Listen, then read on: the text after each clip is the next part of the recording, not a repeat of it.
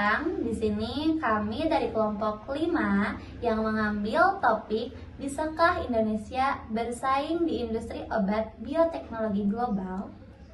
Sebelumnya, perkenalkan nama saya Ina Nurjana. Di sini saya sebagai pembawa acara. Nama saya Misha Isa Nurfika sebagai narasumber pertama. Nama saya Rizka Abelia Putri sebagai narasumber kedua. Oke, sebelum kita membahas topik yang tadi, alangkah baiknya kita mengetahui terlebih dahulu apa itu industri bioteknologi. Industri bioteknologi merupakan sektor yang berkembang pesat di seluruh dunia, di mana industri-industri tersebut dapat menghasilkan produk obat berbasis mikroorganisme seperti antibodi monoklonal, vaksin rekombinan, insulin, hingga biosimilar. Nah, menurut International Trade Administration pada tahun 2023 melaporkan bahwasannya nilai pasar global biofarmasi diproyeksikan mencapai lebih dari 600 miliar USD pada tahun 2020. Nah, dengan potensi pasar sebesar itu, muncullah pertanyaan, apakah Indonesia bisa bersaing di industri obat bioteknologi secara global? Oke, di sini saya akan bertanya kepada narasumber satu. Kira-kira Indonesia punya peluang apa sih untuk bisa bersaing secara global di industri bioteknologi obat ini?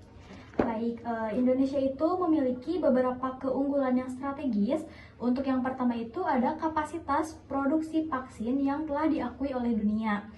Salah satunya itu ada perusahaan Bio Farma, yaitu yang mengekspor vaksin ke dunia dan juga udah lebih dari 140 negara di dunia ini yang telah mendapat prakualifikasi dari WHO. Hal ini juga menunjukkan bahwa Indonesia sudah masuk rantai pasok global untuk produksi dari vaksin tersebut. Untuk yang kedua itu pasar domestiknya itu sangat besar. Lebih dari 270 juta penduduk, kebutuhan obat secara biologis dan biosimilar di Indonesia sangat tinggi, sehingga industri lokal memiliki jaminan permintaan yang kuat. Untuk yang ketiga itu peningkatan aktivitas riset akademik. Di Indonesia itu ada beberapa universitas dan juga lembaga riset yang telah mengembangkan riset biosimilar trastuzumab dan juga bevacizumab untuk terapi kanker. Hal ini juga menunjukkan kemampuan ilmiah yang berkembang.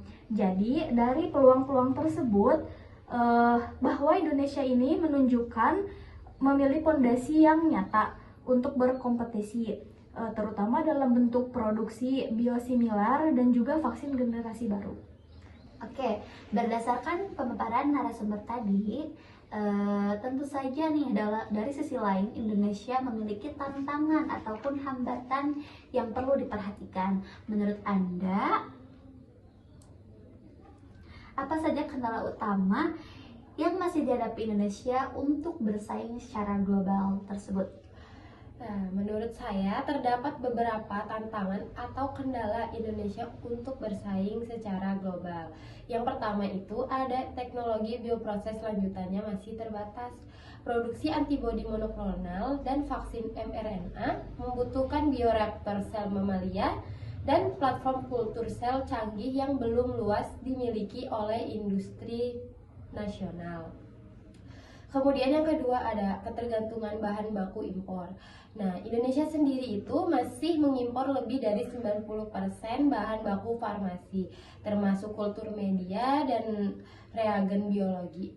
Kemudian biaya produksinya menjadi tinggi dan rentan terhadap fluktuasi global. Dan yang ketiga ada kesiapan regulasi dan standar kualitas. Untuk memasuki pasar global, produk biosimilar harus memenuhi standar EMA dan FDA. BPOM telah merilis pedoman evaluasi produk biosimilar pada 2022, namun harmonisasi standar masih perlu diperkuat agar produk Indonesia dapat diterima secara internasional. Nah, tantangan ini menunjukkan bahwa kemampuan Indonesia untuk bersaing itu ada. Akan tetapi, masih memerlukan investmen jangka panjang, peningkatan SDM, dan modernisasi fasilitas. Oke, jadi dapat diambil kesimpulan bahwasannya Indonesia ini memiliki peluang yang luas untuk bersaing secara global melalui produksi vaksin di Bio Farma, pasar kosmetik yang luas, dan kemajuan riset akademik.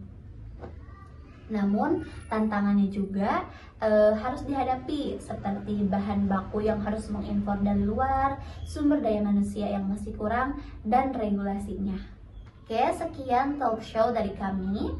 Mohon maaf bila banyak kekurangan dan terima kasih atas segala perhatian. Wassalamualaikum warahmatullahi wabarakatuh.